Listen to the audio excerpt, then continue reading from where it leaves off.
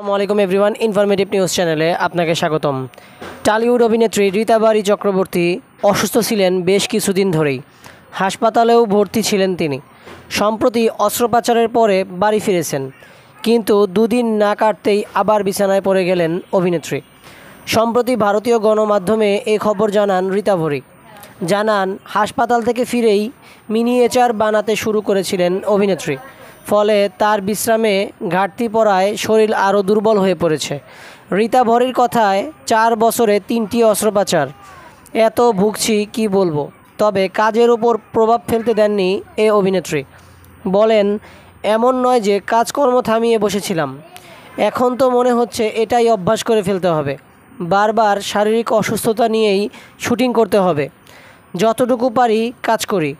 অভিনেত্রী আরও জানালেন, দুর্বলতা কাটিয়ে উঠতে বেশ খানিকটা সময় লাগবে, তবে স্বভাবে চঞ্চল হওয়ায় সুযোগ পেলেই উঠে পড়েছেন মিনিয়েচার বানাতে। ক্লান্ত হলে এলিয়ে পড়ছেন বিছানায়। উল্লেখ্য, দ্রুতই শুরু হবে বহুরূপী ছবির ডাবিং। সেই ছবিতে অভিনয় করবেন রীতা বারি। অভিনেত্রীর শারীরিক অসুস্থতার কথা মাথায় রেখেই তারিখ চূড়ান্ত করা হয়েছে ডাবিংয়ের কাজ সারার। এরপর ডাবিং শেষে আগস্টে পাড়ি দেবেন পাপুয়া নিউ গিনিতে নতুন ছবির শুটিংয়ে।